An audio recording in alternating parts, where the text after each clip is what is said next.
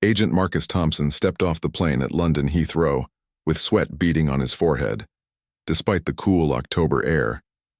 He had been a federal officer for 12 years, working high-stakes cases across the United States, but this assignment felt different. The FBI had sent him to London as part of a joint task force investigating an international money laundering operation that stretched from New York to the heart of the British capital. Marcus clutched his briefcase tighter as he walked through the bustling airport. Inside were classified documents that could make or break the case. The British authorities were expecting him, but Marcus felt the weight of responsibility pressing down on his shoulders like a heavy blanket. This wasn't just another case, it was the biggest opportunity of his career, and failure wasn't an option. The taxi ride through London's winding streets amazed Marcus. He had never been to Europe before, and everything seemed so different from his hometown of Chicago. The old buildings, the narrow roads, the way people dressed, it all felt like stepping into a movie. But his mind kept drifting back to the case files he had studied for weeks before making this trip. The money laundering ring they were chasing had been moving millions of dollars through various channels, and recent intelligence suggested that some of the key players were using London as their base of operations. Marcus and his British counterparts had spent months planning this operation, and today was the day they would finally make their move. As the taxi approached central London, Marcus checked his watch. He was scheduled to meet Detective Inspector Sarah Mitchell from Scotland Yard at 2 p.m. sharp. They had only communicated through secure channels before this meeting, but Marcus had heard great things about her work. She had a reputation for being thorough, professional, and someone who didn't tolerate any nonsense from anyone. The taxi dropped Marcus off at a small cafe near Westminster. He paid the driver and looked around, taking in the sights and sounds of one of the world's most famous cities. Tourists were everywhere, taking photos and chatting excitedly in different languages. Street performers entertained small crowds, and the smell of fish and chips drifted from nearby restaurants. Marcus found a table near the window and ordered a coffee while waiting for Detective Inspector Mitchell. He opened his briefcase slightly to review his notes one more time, making sure everything was in order. The case had consumed his life for the past 6 months, and he knew every detail by heart, but he wanted to make a good impression on his British colleagues. At exactly 2 p.m., a woman in her early 40s approached his table. She had short brown hair, sharp green eyes, and wore a professional black suit that commanded respect. "Agent Thompson, I presume?" she said, with a crisp British accent that Marcus found oddly comforting. "Detective Inspector Mitchell. Pleasure to meet you in person," Marcus replied, standing up to shake her hand. Her grip was firm and confident, exactly what he had expected from someone with her reputation. They spent the next hour going over the case details, sharing intelligence, and planning their strategy for the next few days. Marcus was impressed by Detective Inspector Mitchell's knowledge and attention to detail. She had clearly done her homework and was just as committed to solving this case as he was. "The suspects have been using various locations around London to conduct their business," Detective Inspector Mitchell explained, pointing to several marked locations on a map spread across the table. "We've been watching them for weeks, and we believe they're planning something big within the next 48 hours. Marcus nodded, feeling his pulse quicken with anticipation. This was exactly the kind of challenge he lived for, the chance to take down criminals who thought they were smarter than law enforcement. He had built his entire career on moments like this, and he wasn't about to let this opportunity slip away. As they finished their meeting, Detective Inspector Mitchell suggested they take a walk around Westminster to familiarize Marcus with the area. "You'll need to know the layout if things get complicated," she said with a slight smile that suggested she had seen her fair share of complicated situations. They walked past the Houses of Parliament, with Big Ben towering majestically above them. Tourists crowded around taking selfies, completely unaware that 2 law enforcement officers were planning one of the most important operations of their careers just a few feet away. Marcus marveled at how normal everything seemed on the surface, while underneath, a complex web of international crime was about to be unraveled. The late afternoon sun cast long shadows across the historic buildings as Marcus and Detective Inspector Mitchell concluded their reconnaissance walk. Tomorrow would be the day they put their plan into action, and Marcus could feel the familiar mixture of excitement and nervousness that always preceded a big operation. "Get some rest tonight," Detective Inspector Mitchell advised as they prepared to part ways. "Tomorrow is going to be a long day, and we'll need to be at our best if we want to catch these criminals." Marcus nodded and watched as she disappeared into the crowd of evening commuters heading home from work. He stood there for a moment, taking in the atmosphere of this ancient city that was about to become the backdrop for one of the most important cases of his career. As he walked back toward his hotel, Marcus couldn't shake the feeling that everything was about to change. He had no way of knowing that within 24 hours a simple misunderstanding would turn his carefully planned operation into an international incident that would make headlines around the world and nearly destroy everything he had worked so hard to build. Marcus woke up at 5:30 a.m. with his heart already racing. The hotel room was still dark, but his body clock hadn't adjusted to London time, and his mind was buzzing with anticipation for the day ahead. He had barely slept, running through every possible scenario that might unfold during their operation. After a quick shower and a strong cup of coffee from room service, Marcus put on his best suit, a dark navy blue one that made him feel confident and professional. He carefully secured his service weapon in its holster, making sure his FBI credentials were easily accessible. Today, everything had to go perfectly. The morning briefing took place in a secure conference room at Scotland Yard headquarters. Detective Inspector Mitchell was already there when Marcus arrived, along with 6 other British officers who would be part of the operation. The room smelled of fresh coffee and tension, with everyone speaking in hushed, serious tones.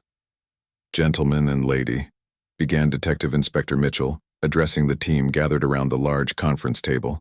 "Today we're taking down one of the most sophisticated money laundering operations we've seen in years. Our American colleague Agent Thompson has provided us with crucial intelligence that's made this operation possible." Marcus felt a surge of pride as all eyes turned to him. He had worked incredibly hard to get to this moment, and finally, his efforts were being recognized on an international stage. He stood up and addressed the team, his voice steady and confident despite the butterflies in his stomach.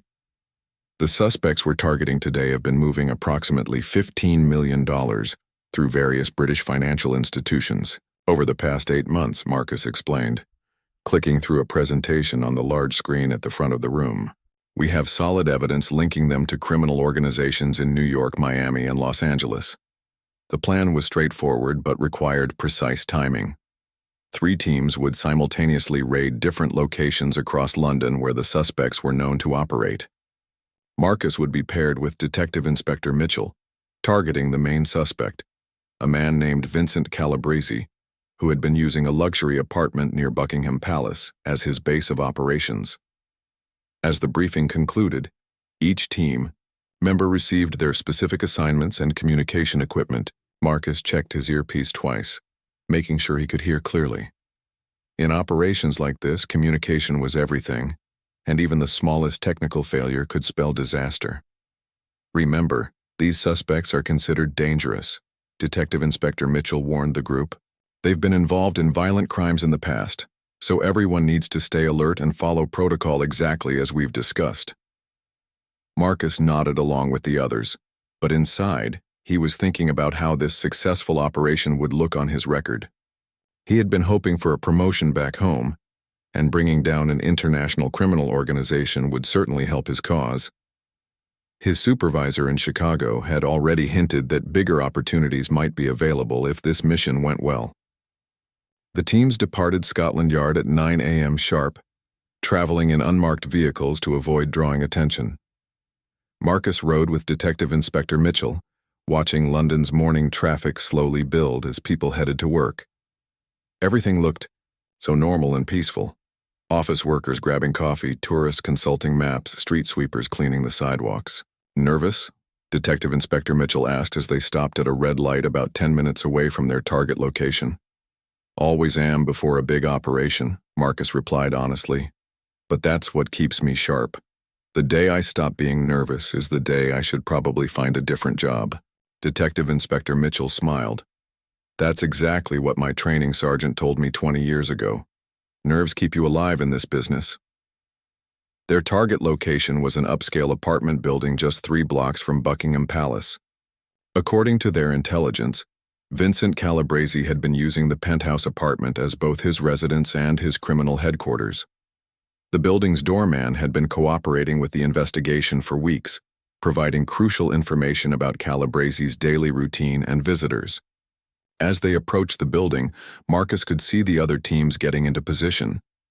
Everything was unfolding exactly as they had planned during the briefing. Radio chatter confirmed that all units were ready and waiting for Detective Inspector Mitchell's signal to move in. "All teams, this is Control," Detective Inspector Mitchell spoke into her radio. "Target is confirmed to be in the building. We have visual confirmation from our surveillance post. All units prepare to move on my mark." Marcus felt his pulse quicken as they exited their vehicle and approached the building's main entrance. This was it, the moment he had been preparing for during months of investigation and planning. In a few minutes, they would either be celebrating a major victory against international crime or dealing with a complicated situation that could set their investigation back by months. The doorman, a middle-aged man named Robert who had been secretly helping their investigation, gave them a subtle nod as they entered the building. According to Robert's information, Calabresi was indeed upstairs and had been there all morning, apparently conducting business over the phone. Detective Inspector Mitchell pressed the elevator button, and Marcus checked his weapon one final time. As the elevator doors opened, he caught a glimpse of his reflection in the polished metal surface. He looked professional, confident, and ready for whatever was about to happen. 15 seconds to contact, Detective Inspector Mitchell whispered into her radio as the elevator began its climb to the penthouse floor. Marcus could hear similar updates from the other teams over his earpiece. Everyone was in position and ready to execute their part of the plan. The elevator reached the top floor with a soft ding, and the doors slid open to reveal a quiet, elegantly decorated hallway. Apartment 15A was at the end of the corridor, and Marcus could see light coming from under the door.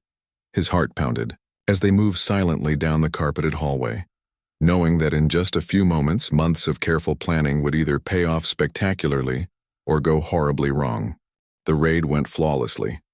Vincent Calabresi surrendered without resistance when Detective Inspector Mitchell and Marcus burst through his apartment door with a proper warrant. Within 20 minutes, they had arrested 3 suspects and seized boxes of evidence that would keep prosecutors busy for months. Marcus felt incredible as they loaded the suspects into police vehicles outside the apartment building. Everything had gone exactly according to plan, and he could already imagine the congratulations he would receive from his supervisors back in Chicago. This was the kind of success that made careers, and he had played a crucial role in bringing it about. "Outstanding work, Agent Thompson," Detective Inspector Mitchell said as they watched the last suspect being driven away. "Your intelligence made all the difference. We couldn't have done this without the FBI's cooperation." The praise felt wonderful, but Marcus tried to stay professional.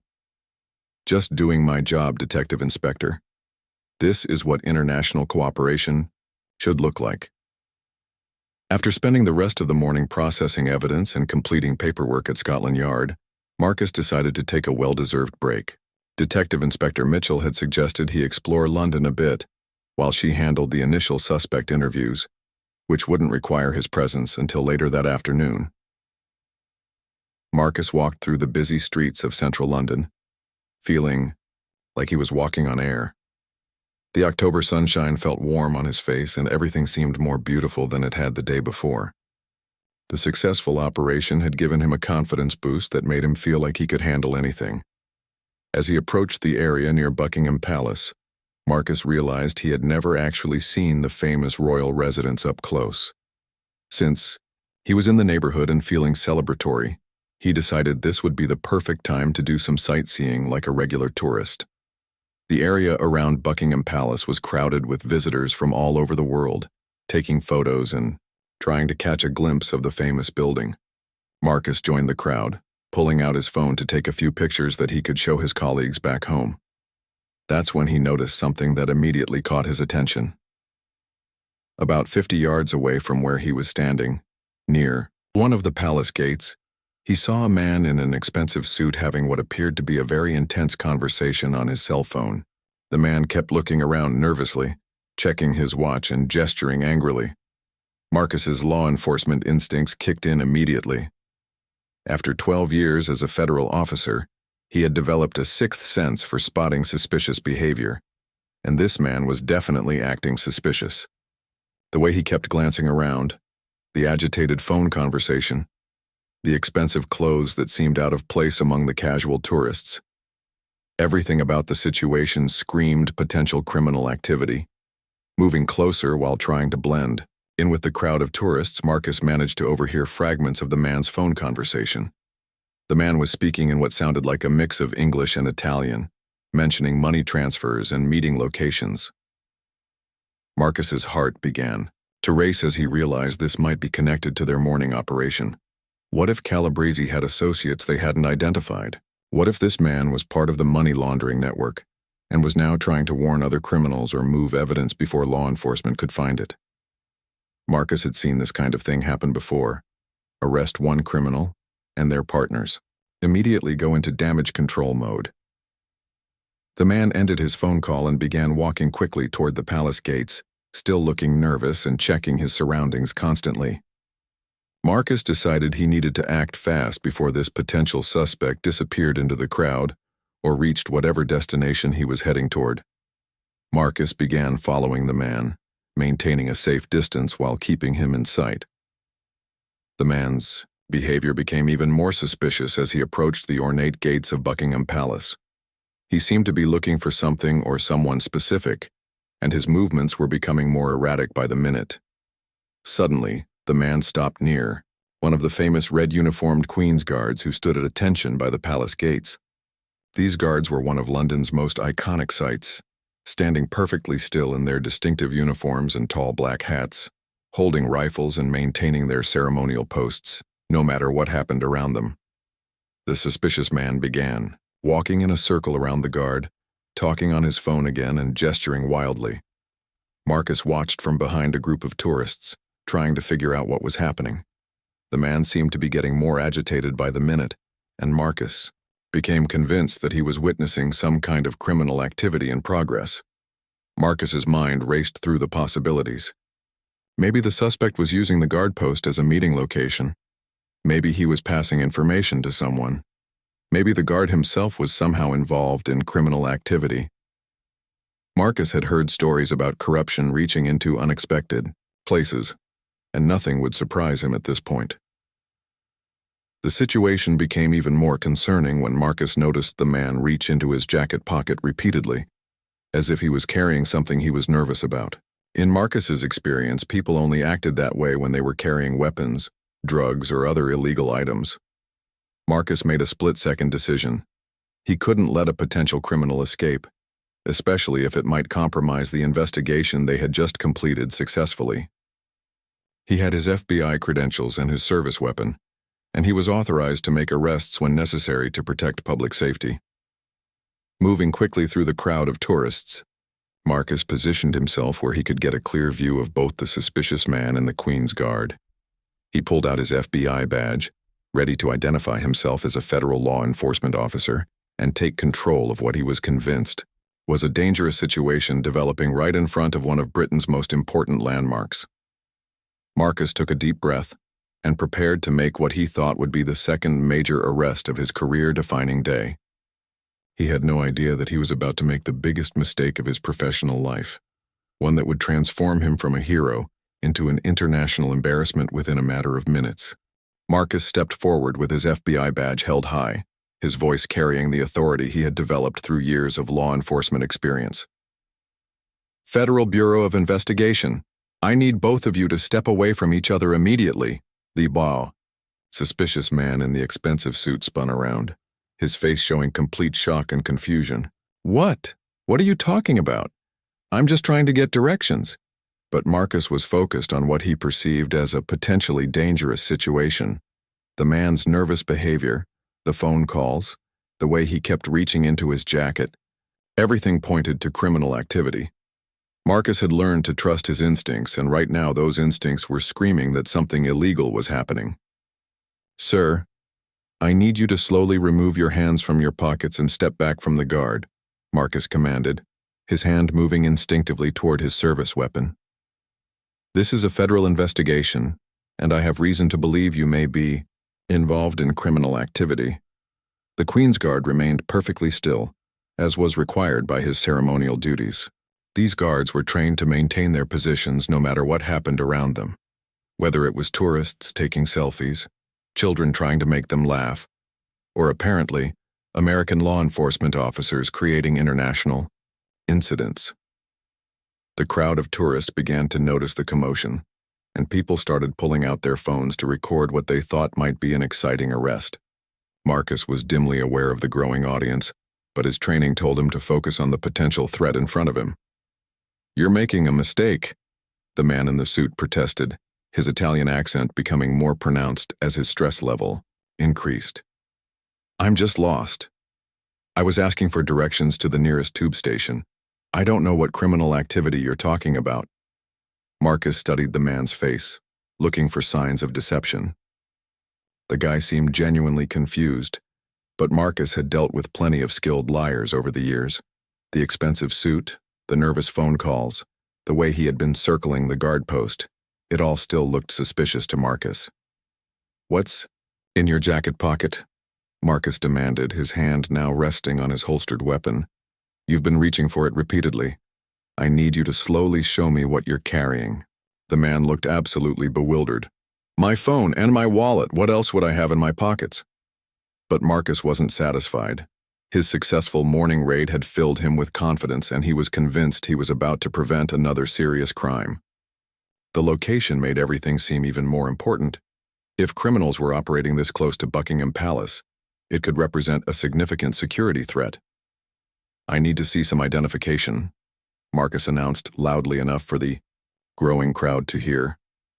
"And I need you to explain why you were conducting suspicious phone conversations near this government facility."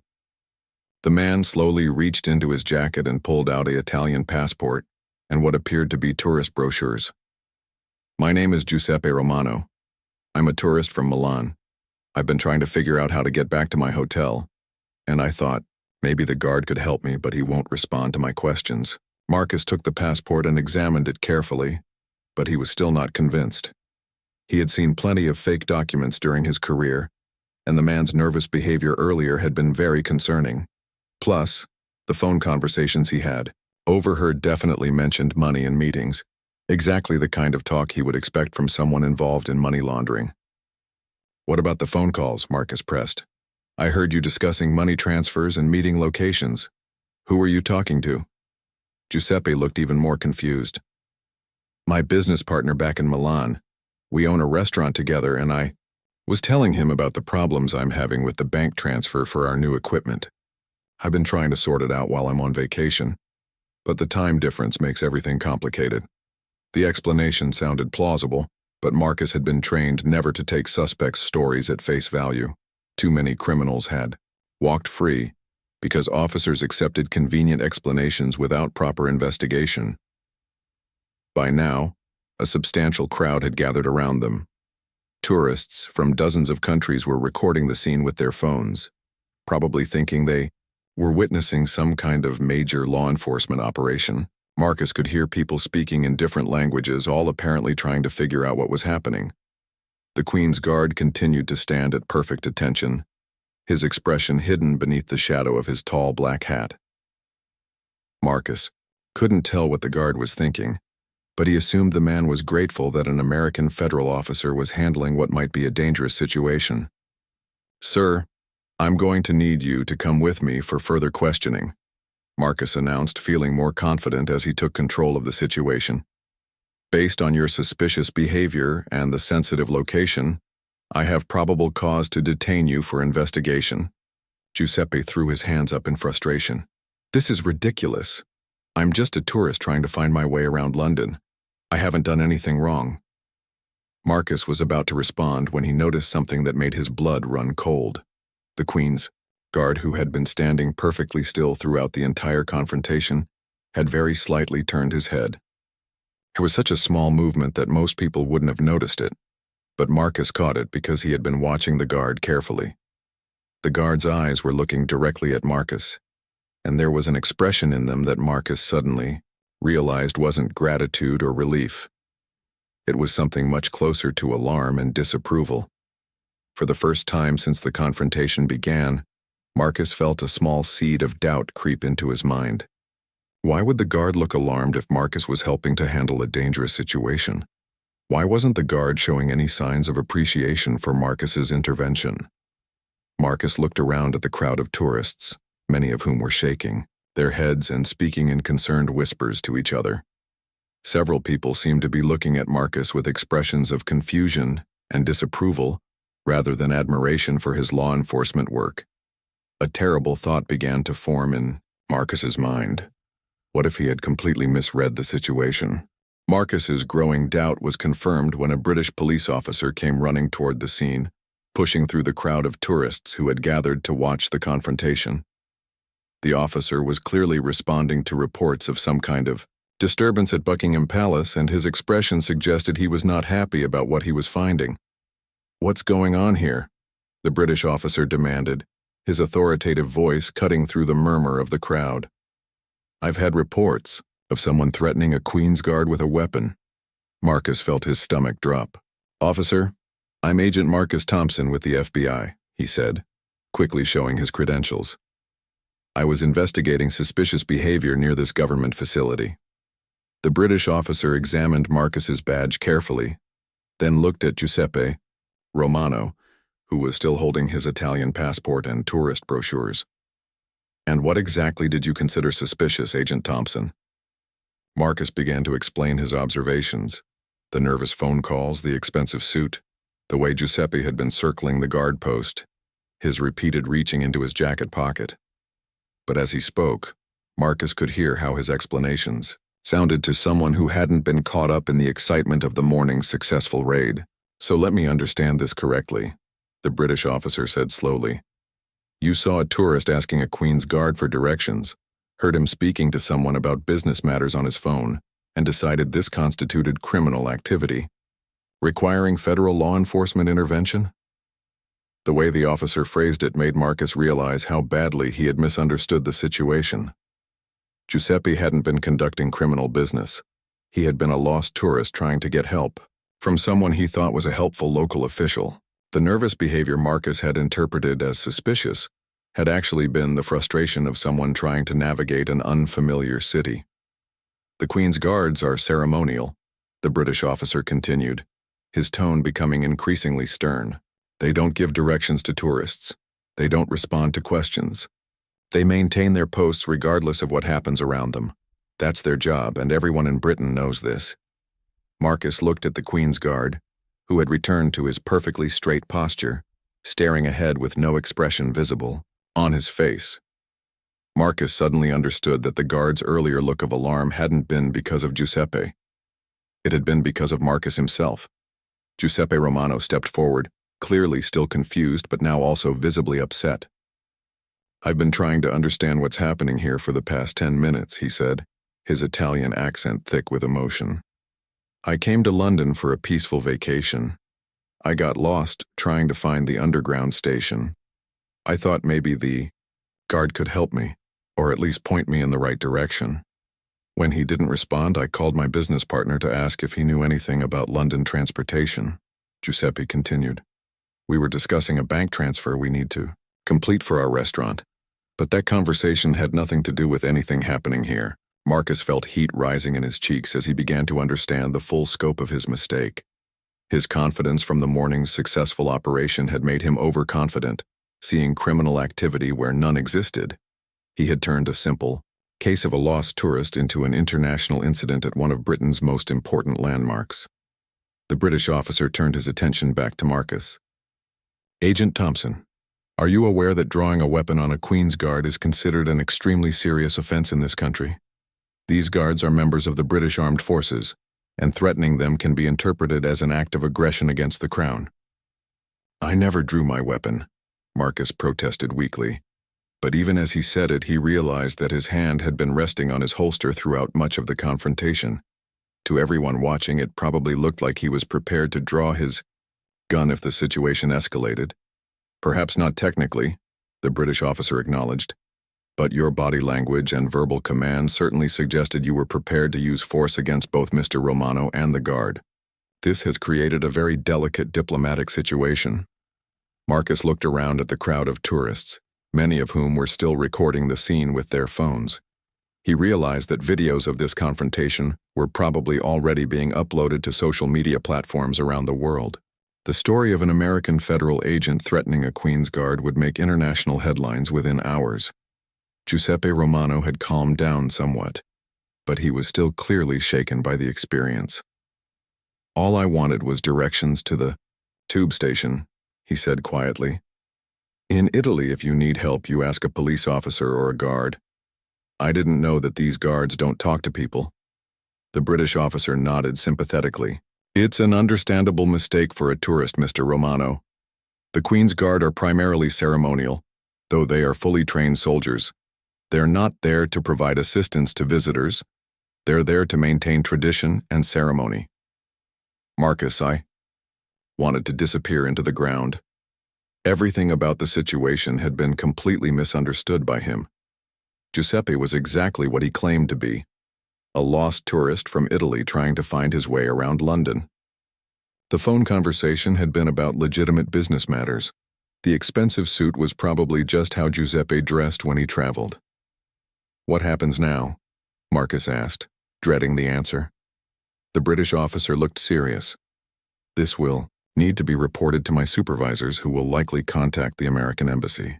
The fact that you're here on official business with Scotland Yard might help explain the situation, but threatening a Queen's Guard is not something that gets overlooked quietly." Marcus thought about Detective Inspector Mitchell and how proud she had been of their successful morning operation. In a matter of minutes, he had potentially undone all the goodwill and positive publicity that their joint investigation had generated. Instead of being remembered as a successful example of international law enforcement cooperation, this incident might overshadow everything they had accomplished. "I sincerely apologize," Marcus said, addressing both Giuseppe and the British officer. "I made a serious error in judgment. I let my enthusiasm from another case cloud my perception of what was actually happening here." Giuseppe nodded acceptingly. "I understand you were trying to do your job, but maybe next time ask questions before making accusations." The British officer was already on his radio, calling in the incident and requesting guidance from his supervisors. Marcus could hear enough of the conversation to know that word of this confrontation was moving quickly up the chain of command in British law enforcement. Within 2 hours of the incident at Buckingham Palace, Marcus found himself sitting in a conference room at the American embassy, facing a very unhappy collection of diplomatic and law enforcement officials. The successful morning raid that had started his day felt like it had happened weeks ago instead of just hours earlier. Ambassador Patricia Williams sat at the head of the table, her expression grave and professional. Next to her was Detective Inspector Mitchell, who looked like she was struggling to maintain her composure. Across from them sat representatives from the British Foreign Office and the Ministry of Defense, along with a senior officer from the Metropolitan Police. "Agent Thompson," Ambassador Williams began, "I've just finished explaining to our British colleagues that your actions this morning do not represent official American foreign policy or FBI operational procedures. However, that doesn't change the fact that we now have a significant diplomatic situation to manage." Marcus had spent the past hour watching news reports about the incident on his phone. Videos taken by tourists had already gone viral on social media, with headlines like, "American Agent Threatens Queen's Guard," and "Diplomatic Incident at Buckingham Palace," appearing on news websites around the world. The British Foreign Office representative, a distinguished-looking woman named Victoria Pemberton, spoke next. "While we appreciate that Agent Thompson was operating under what he believed were legitimate law enforcement concerns, threatening a Queen's Guard is viewed very seriously by Her Majesty's government. These guards represent centuries of British military tradition and service to the Crown." Marcus felt smaller with each word. "I understand completely, and I take full responsibility for my actions. I misread the situation entirely, and I deeply regret any offense I may have caused to the Guard, to Mr. Romano, or to the British government." Detective Inspector Mitchell finally spoke, and her disappointment was evident in her voice. "Marcus, What happened? This morning you were professional, thorough, and careful. How did a simple tourist situation turn into this? Marcus had been asking himself the same question for the past 2 hours. I think my success this morning made me overconfident. When I saw behavior that seemed suspicious, I jumped to conclusions. Instead of observing and analyzing the situation properly, I let my excitement from our successful operation cloud my judgment. The Ministry of Defense representative, a stern-looking man in his 60s, leaned forward. Agent Thompson, do you understand that the Queen's Guards are active-duty soldiers? While their role at the palace is largely ceremonial, they are fully trained military personnel. Your actions could have been interpreted as a threat against British Armed Forces. Marcus nodded gravely. I understand that now, sir. At the time, I thought I was protecting the Guard from a potential threat, but I realize now that I was completely wrong about the nature of the situation. Ambassador Williams pulled out a folder containing what appeared to be official documents. The good news is that Mr. Romano has decided not to press any formal complaints against you or the U.S. government. He accepted your apology and seems to understand that this was a case of mistaken identity rather than deliberate harassment. That's a relief, Marcus said, feeling a small weight lift from his shoulders. However, the ambassador continued, this incident has created significant embarrassment for both governments. The video footage has been viewed millions of times already, and it's being used by some media outlets to criticize American law enforcement practices abroad. Victoria Pemberton from the Foreign Office opened her own folder. We've managed to keep this from becoming a formal diplomatic protest, but there will be consequences. Agent Thompson, you will be persona non grata in the United Kingdom for the next 5 years, meaning you cannot enter the country for any reason during that period. Marcus had expected this, but hearing it officially still stung. I understand. Detective Inspector Mitchell looked personally disappointed. The irony is that our morning operation was a complete success.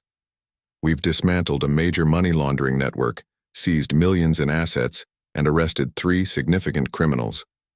This should have been a celebration of international law, enforcement cooperation.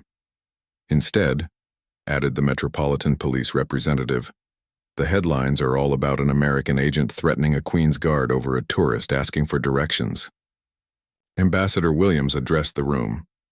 Moving forward, we're implementing additional cultural awareness training for all American law enforcement officers working internationally. This incident has highlighted the importance of understanding local customs and procedures before taking action in foreign countries.